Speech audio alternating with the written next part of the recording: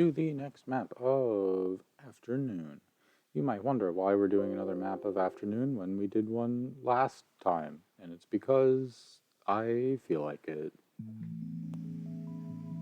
Slime Girls. What a title.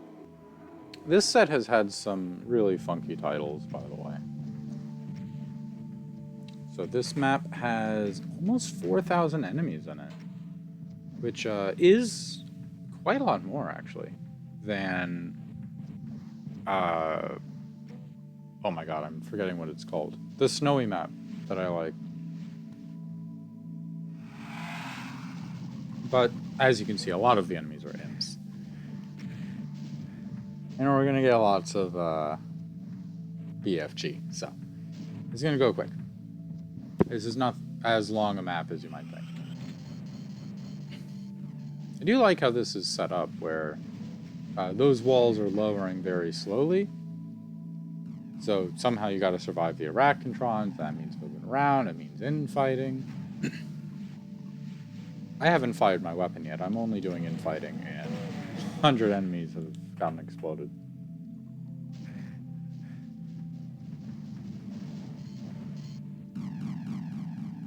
This ends up being one of the strongest maps in this set, if only because the rest of the maps are so small scale. This map isn't. Certainly it's not the longest, slaughter map that I've played. It's actually a shorter slaughter map, even with 4,000 enemies. Because the length of a map is not one-to-one with how many enemies there are. I've taken 2 face rockets here and gotten away with it. And I got away with it extra, because Lost Souls can't go through items when they're charging.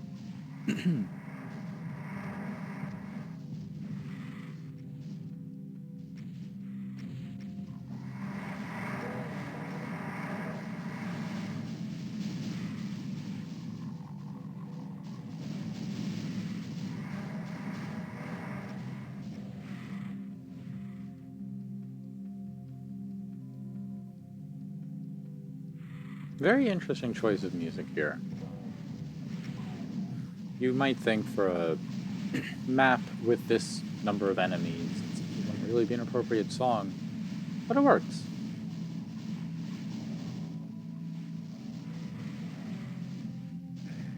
You have such a reliance on infighting in this first area that it is kind of chill. And then it works in the second area, which doesn't really do too much infighting. Because it's all about, you won. This is the last main map of the set.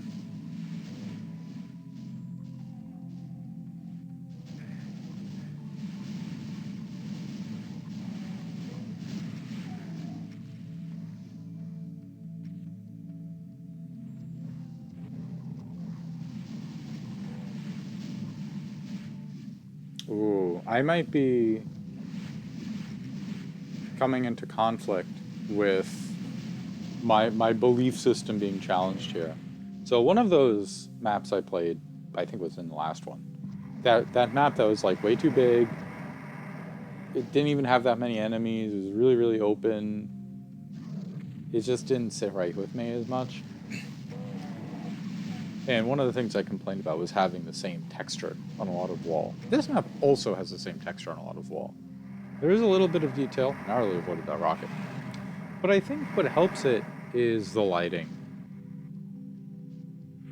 Look how those different sections of wall are so distinct.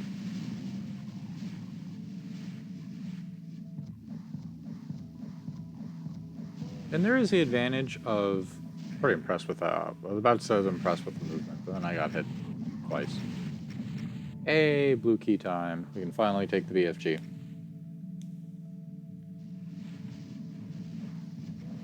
There's also something that this map does, which is the feeling of being in...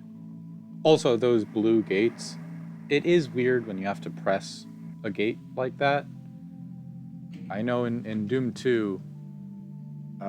people had trouble opening the gate because they didn't realize they were supposed to click on it. Personally, I would have put a switch or a lever. Anyway, this map gives the impression that you're in a big room or structure, rather than just being this open area. And the darks that Doom has, you know, the lighting it has, and the textures, I think work well for grand indoor areas. Maybe the area is way too large to be any realistic indoor area. But so what? You know, you can still make it feel indoors. Like, I've played a decent amount of Doom at this point, and Sunlust Map 30, I still remember it. I still remember what I said about it in my Sunlust Map 30 video.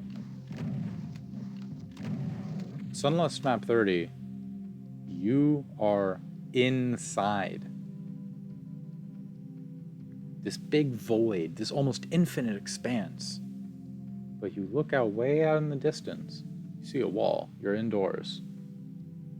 Maybe that wouldn't have stuck with me as much if it wasn't one of the first sets I played. I don't know.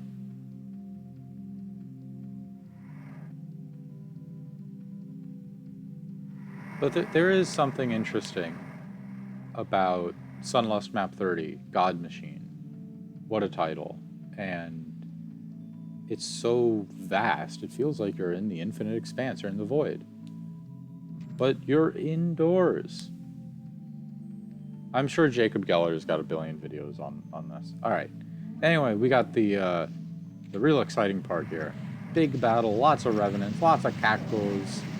There are a decent number of cybers too, eventually. They don't show up right away. I found this movement to be pretty good, but, you know, you could practice it more than I did. Because I didn't actually practice it that much. And you see, I nearly died here because I didn't have enough BFG. You only have, what, 15 shots before you run out?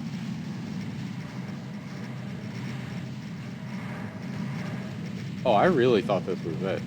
I seriously almost just reset when I was out of ammo. But no, I managed.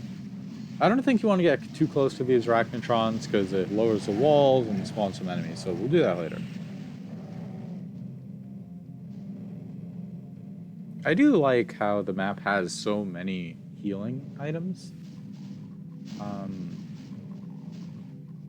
Having too much healing, and it's something that I talked about a little bit in that snowy map, but I'll talk about it here as well.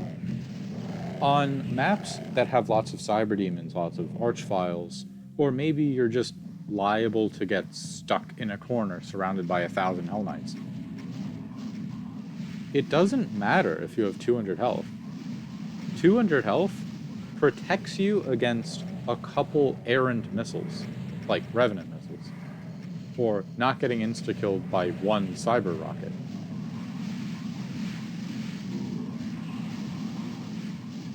But it doesn't make you invincible just because there are a lot of megaspheres.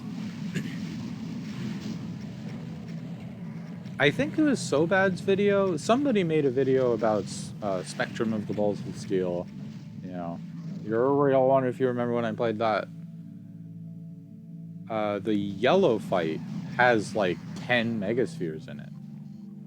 But you know what? It's still hard.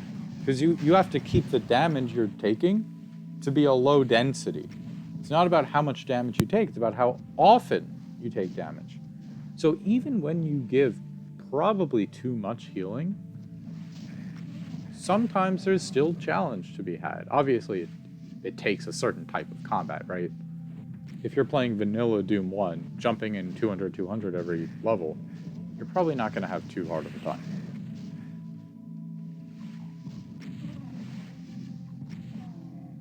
Oh, I didn't say earlier, but when you drop down here, it's a point of no return.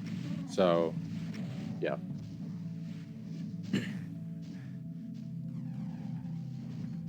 That's why I check for some imps. I don't know what the exact number is supposed to be, or if that exact number would even be consistent, because you can hit a couple imps in the second room.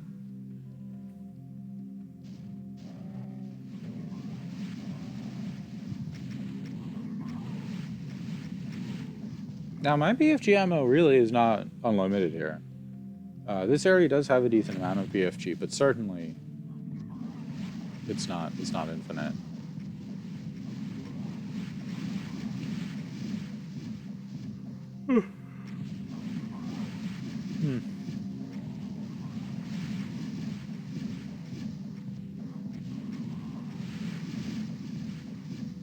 So what is the difference here in terms of the vibe? Like, obviously we're in an acidy area, I guess, or corrosive slime, whatever. And that's a different vibe than the void of God Machine, Sunless 30. But you are never under the impression that you're not indoors here. It's very clear, there are walls surrounding you. And that was really the selling point with God Machine. It's not immediately obvious that you're inside. It's a realization.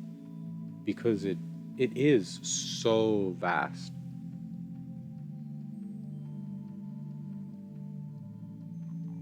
I haven't said too much about this map. I think it kind of speaks for itself.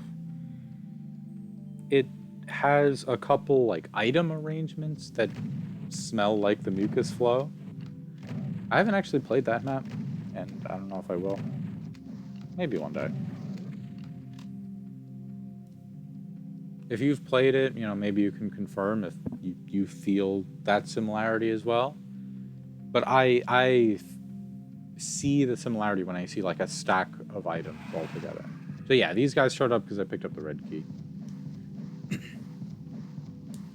I figured I wanted to play it safe, so I'm going to get a lot of distance when I shoot these rockets, so the Archviles don't attack me, unless they're in pain state, because Archviles have finite targeting range unless they're in pain state. I think they're the only monster that does this. I'm pretty sure any other monster will try attacking from infinite range.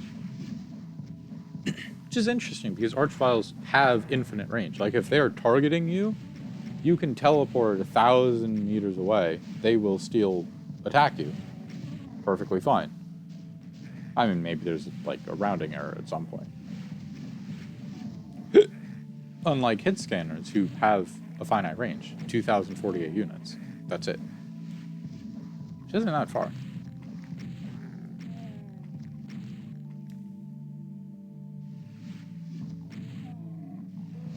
It's not even that hard to get a feel for 2,048 units.